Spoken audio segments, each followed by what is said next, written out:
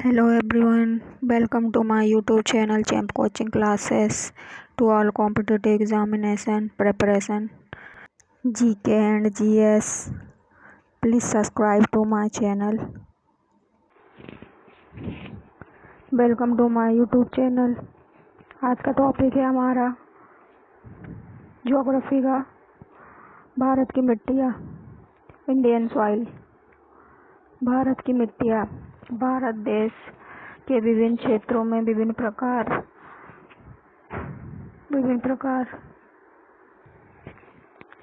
भारत देश में विभिन्न क्षेत्रों में विभिन्न प्रकार की पाई जाने वाली मिट्टियों की किस्में को 5 भागों में बांटा गया है। पहला जलोढ़ मिट्टी, दूसरा काली मिट्टी, तीसरा लाल मिट्टी, चौथा लैटराइट मिट्टी, पांचवा रेतीली मिट्टी। फर्स्ट जलोढ़ मिट्टी एलुवियल सॉइल को दोमट और कछार मिट्टी के नाम से भी जाना जाता है। नदियों द्वारा बहाकर लाई गई मिट्टी को जलोढ़ मिट्टी कहते हैं। यह मिट्टी हमारे देश के समस्त उत्तरी मैदान में पाई जाती है। प्रकृति से यह एक उपजाऊ मिट्टी होती है। उत्तरी भारत में जो जलोढ़ मिट्टी पाई जाती है, यह 3 मुख्य नदियों द्वारा लाई जाती है, सिंधु, गंगा और ब्रह्मपुत्र। यह भारत के सर्वाधिक क्षेत्र 43% पर विस्तृत है। जलोढ़ मिट्टी 2 प्रकार के होती है, खादर पहला, दूसरा बांगर। नदी के आदर पहला, दूसरा बांगर। नदी के आसपास बाढ़ क्षेत्र की जलोढ़ मिट्टी खादर मिट्टी कहलाती है। खादर मिट्टी हर साल नई हो जाती है। बाढ़ के माध्यम से नदी से दूर ऊंचे क्षेत्रों के पुराने जलोढ़ को बांगर मिट्टी कहते हैं। बांगर मिट्टी हर साल नई होती है, अतः खादर मिट्टी अपेक्षाकृत अधिक उपजाऊ होती है। जलोढ़ मिट्टी में भी ह्यूमस, नाइट्रोजन और फास्फोरस की कमी पाई जाती है। जलोढ़ मिट्टी में पोटेशियम और चूना प्रचुर मात्रा में पाया जाता है। काली मिट्टी ब्लैक सॉइल में एक विशेषता यह है कि यह नमी और अधिक समय तक बनाए रखती है। इस मिट्टी को कपास की मिट्टी या रेगड़ मिट्टी भी कहते हैं। काली मिट्टी कपास की उपज के लिए महत्वपूर्ण है। यह मिट्टी लावा प्रदेश में पाई जाती है। इस मिट्टी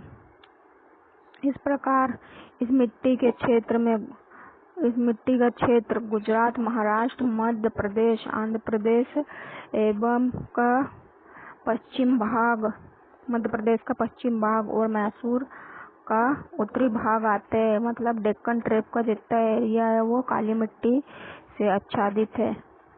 अंतर्राष्ट्रीय स्तर पर काली मिट्टी को चेरनोजम कहा जाता है। चेरनोजम मिट्टी मुख्य रूप से काला सागर के उत्तर में, यूक्रेन में तथा ग्रेट लेक्स के पश्चिम में, संयुक्त राज्य अमेरिका और कनाडा में पाई जाती है। काली मिट्टी को लावा मिट्टी भी कहते हैं क्योंकि यह दक्कन ट्रेप के लावा चट्टानों की अपेक्षा अर्थात टूटने फूटने से निर्मित हुई मिट्टी है। काली मिट्टी की प्रमुख विशेषता यह है कि इसमें यह जल धारण करने की सर्वाधिक क्षमता होती है। काली मिट्टी बहुत जल्दी चिपचिपी हो जाती है तथा सूखने पर इस पर दरारें पड़ जाती है। इसी गुण के कारण काली मिट्टी को स्वतः जुताई वाली मिट्टी कहा जाता है। इस पर थोड़ा सा पानी या नमी पड़ने से यह मिट्टी पूरी भुसभुसी और मुलायम सॉफ्ट हो जाती है। लाल मिट्टी यह चट्टानों की कटी हुई मिट्टी है। यह मिट्टी अधिकतर दक्षिणी भारत में मिलती है। लाल मिट्टी रेड सॉइल के क्षेत्र महाराष्ट्र में महत्वपूर्ण दक्षिण पूर्व भाग में है। मद्रास में, आंध्र में, मैसूर में और मध्य प्रदेश के पूर्वी भाग में, उड़ीसा, झारखंड, छोटा नागपुर प्रदेश और पश्चिमी बंगाल तक फैला हुआ है। रेड सॉइल में अधिकतर चावल की खेती की अच्छी पैदावार होती है। भारत में दूसरा सर्वाधिक क्षेत्र 80% में पाए जाने वाली मिट्टी लाल मिट्टी है।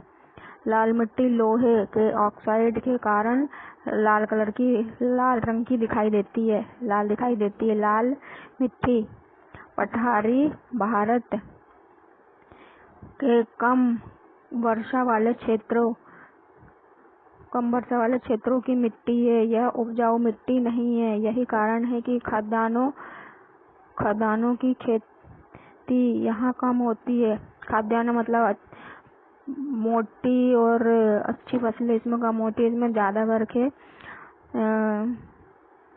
चावल की खेती की उपज अच्छी होती है। लेटराइट सॉइल के क्षेत्र दक्षिण प्रायद्वीपी के दक्षिण पूर्व की और पतली पट्टी के रूप में मिलते हैं। इन मिट्टी को पश्चिम बंगाल से असम तक देखा जा सकता है। लेटराइट मिट्टी का निर्माण 2 परिस्थितियों में होता है। पहला 200 सेंटीमीटर से अधिक वर्षा वाला क्षेत्र। सेकंड अधिक गर्म वाला क्षेत्र। लेटराइट मिट्टी की उपज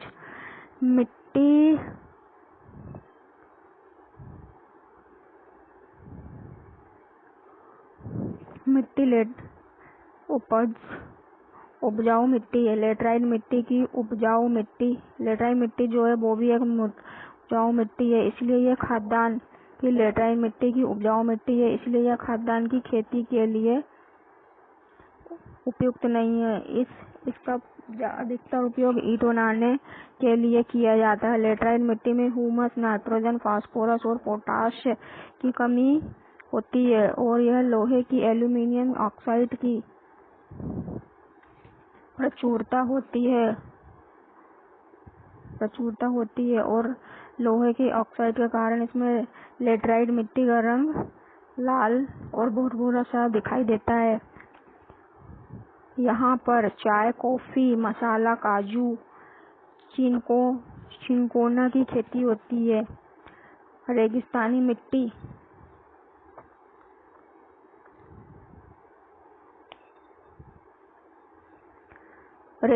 मिट्टी यह मिट्टी राजस्थान के थार प्रदेश में, पंजाब के दक्षिण भाग में, राजस्थान के कुछ अन्य भागों तथा गुजरात के कच्छ क्षेत्र में मिलती है। अकेला थार मरुस्थल ही लगभग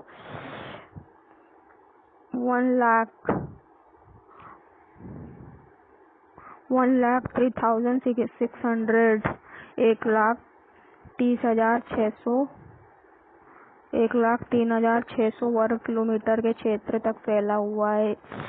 इसका मिट्टी में खाद्यान्नों की खेती संभवतः नहीं है, इसलिए यहाँ पर ज्वार, बाजरा, सरसों एवं मोटे अनाज की ही खेती की जाती है, जो कम से कम पानी या थोड़े बहुत नमी में ही उत्पन्न हो जाते हैं। ऐसी फसलों की यहाँ पर खेती की जाती है। Thank you for watching my channel.